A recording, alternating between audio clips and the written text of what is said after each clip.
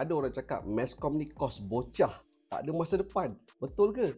Kalau tengok balik, demand kerja untuk graduate daripada Meskom ni agak besar juga. Ada corporate com, digital marketing, broadcasting. Gaji permulaan pun not bad, 2,400 sampai 3,500. Ada setengah je yang tak pandai tunjukkan diri. Kos Meskom tapi introvert. Untuk Meskom, fresh grad, kereta sport apa yang sesuai untuk korang? Kalau tanya saya, kereta sport car yang paling sesuai untuk fresh grad, Proton Saga. Boleh ke budak Meskom maintain Proton Saga? Berapa income yang selesa nak kena ada? Jom kita breakdown.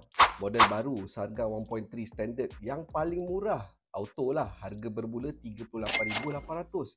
Deposit 10%, lebih kurang RM3,880.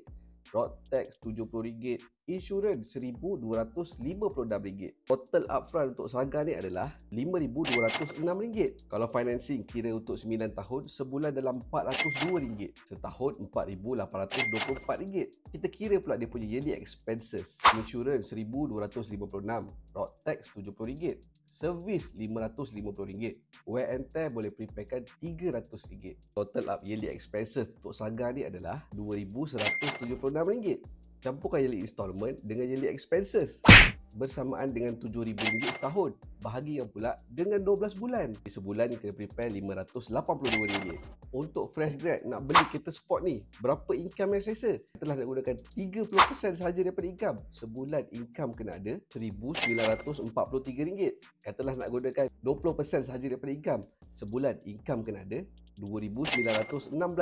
Yang lagi menarik, Saga ni ada special promo untuk fresh grad khas daripada Proton dan juga Puncak Merak. Warranty 5 tahun. Labor fee servis percuma sebanyak 3 kali. Alternate 3 bulan installment percuma.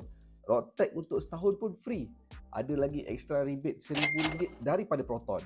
Memang serius jimat kalau adik-adik fresh grad daripada Meskom yang bukan bocah nak beli kereta. Jemput ke showroom Proton Puncak Merak. Dekat sini servis dia memang TikTok. Ada kopi percuma, nasi lemak pun dipreparekan.